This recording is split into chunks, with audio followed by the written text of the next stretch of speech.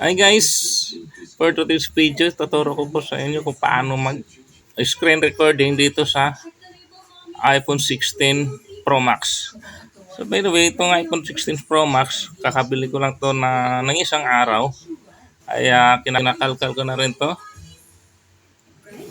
yung aking cellphone at nakagawa na rin ako ng Apple ID dito with email address. Ayan, ito yung iPhone 16 Pro Max.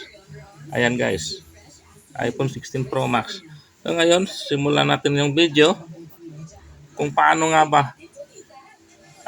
mag-screen record dito sa iPhone 16 Pro Max.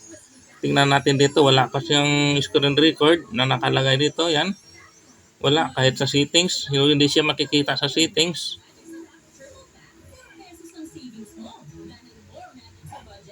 Ayan, walang screen record dito sa settings na makikita. Ayan, wala po.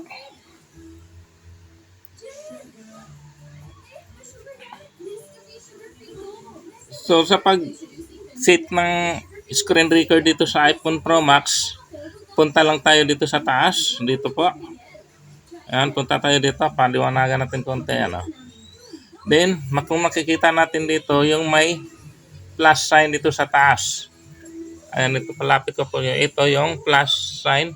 Ayan po. Plus sign. Dito po natin pindutin. Magpipindot pa tayo dito. Ayan. Nakalagay siya dito. Then, dito sa baba, pindutin natin dito yung add control. Ayan, add control. Ayan, dito, mahanap niyo tong screen recording. Ayan, dito, makikita natin yung screen recording. So, ito yung pipindutin natin para ma-additional siya doon sa menu. Ayan. Ayan, lumabas na po siya. So, pindutin natin kung gumana ba yung screen recording dito sa ating iPhone Pro Max. Ayan, gumana siya guys. So, tingnan natin, nagre-record ba siya? Ayan.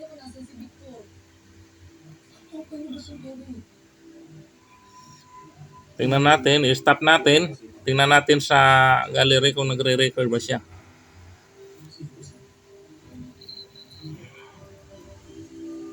Ayan guys, nagre-record siya. Ayan o.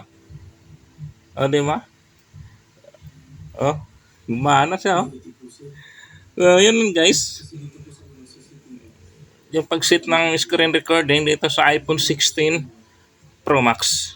So, salamat guys. Sana may natutunan kayo.